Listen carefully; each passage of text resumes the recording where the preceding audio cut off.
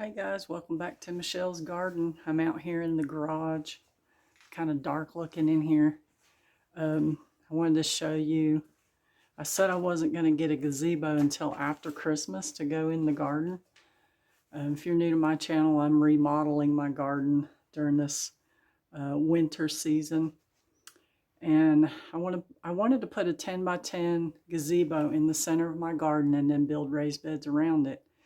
During the Black Friday deals going on after Thanksgiving, I found a 10 by 12, and so I went ahead and purchased it because I got a really good deal on it.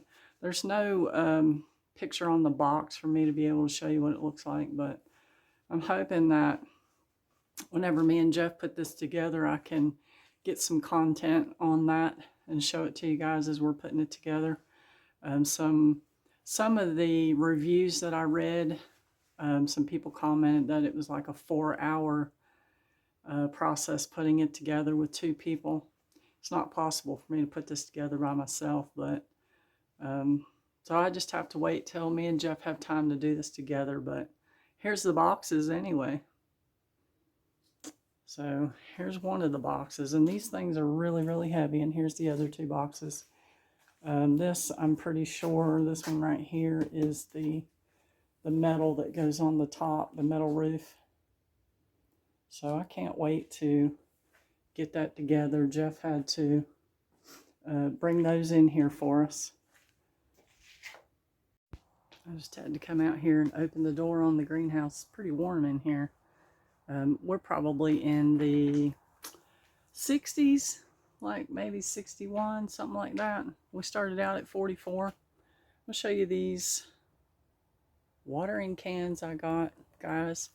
I got this. This is a 2.5 gallon watering can that I got at Tractor Supply. That was $7.99.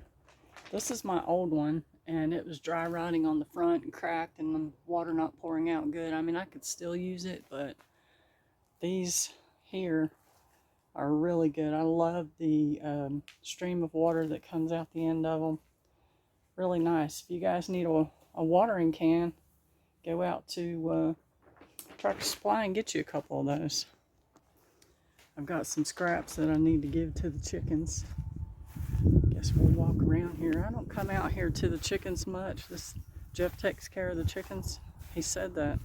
We got one that's really lost a lot of feathers and looks pretty rough.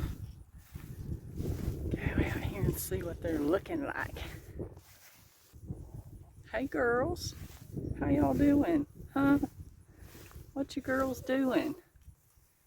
Huh? Y'all losing a few feathers?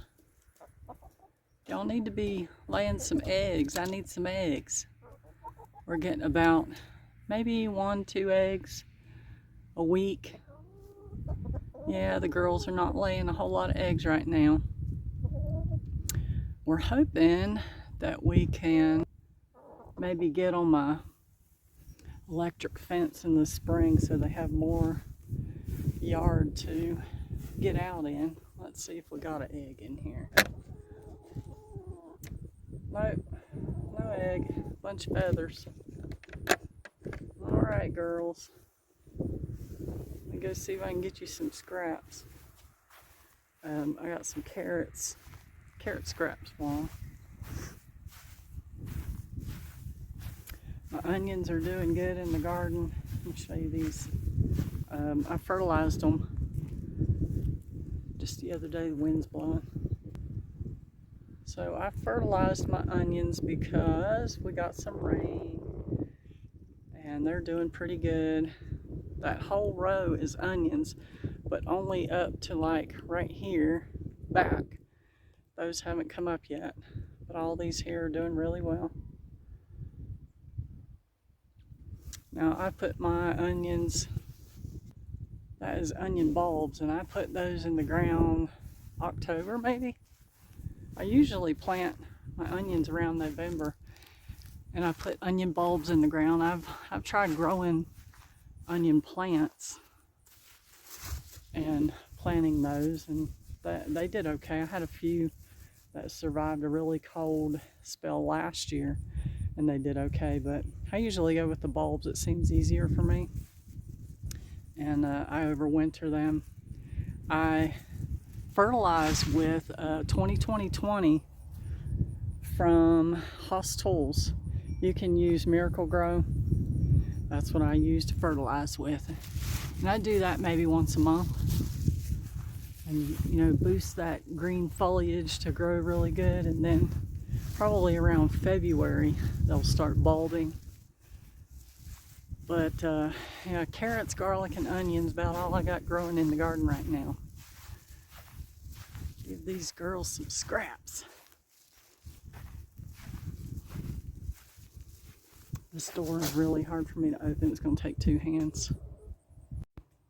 So I got the scraps fed to the chickens, and I'm trying to figure out what else I'm going to do today. I really need to get out there and mark off that 10 by 12 area in the garden, so that, you know, we'll be ready to go ahead and go forward with the gazebo. Oh, I can't wait to get it out there.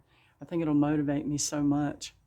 But I'm basically just walking around out here trying to motivate myself to do something. So hard to want to do something today. I don't know why. Jeff's got some deer cams out facing our field, and he hadn't looked at them in a really long time, and so he brought the little cards in to check them, you know. And we had gosh, what all was on there? There was a lot of rabbits. There was a few deer, raccoons. We got a lot of raccoons, and he got a bobcat. Now, we knew one time last year that there was a bobcat, and we had seen it, and the one that he saw this time looked more like a younger bobcat, like it might have been the baby or something. So now when I come out to the garden, I'm kind of looking, you know, way out here in the back of the property. But this field that I'm looking at right now, this is not our property, but we'd like to have it. But anyway, I was the very first one, the very first bobcat that we saw. I'll spit it out in a minute. I was out here doing something in the yard, and I seen it in this field, but at the time I didn't know it was a bobcat. I thought it was just, you know, a regular cat, because I saw it from a distance, and I took a picture of it. And many months later, we realized that what I saw was a bobcat, and it didn't, you know, it didn't come towards me or anything. I was trying to walk towards the field to get a better picture of it, and it just looked at me, and then it turned and walked off into the woods. But this property that I'm looking at, let me show you this. This field is probably, I would say, about 1 acre of land, and then all that wooded area all the way down to the road right there. This is 45 acres of land off into the woods. This acre right here is cleared, and then off through the woods over that way, I think it's 9 more acres that's cleared. But it's for sale for $425,000. Now, we tried to get this field because it butts right up against all of our buildings, and the guy told us he couldn't sell us just the field because it's the only road frontage that he has for the whole 45 acres. So he wouldn't even sell us just a few feet off of the fence line so that we could, you know, have a little bit of breathing space. But that's okay, because, you know, the next buyer, maybe they will. We'll see. We're just hoping that a housing development doesn't go in here. You know, we live out in the country, and we're surrounded by country, and we're really hoping that no building of subdivision or anything goes in here. That's how it's marketed on the real estate website, that it would make a great subdivision, but we're hoping not. Well, guys, I think I'm gonna get back to trying to get myself motivated to get something done. Thanks for hanging out with me today. Hopefully I'll have some footage soon to show you of us putting the gazebo together. Hope you guys are enjoying your day. See you next time at Michelle's Garden.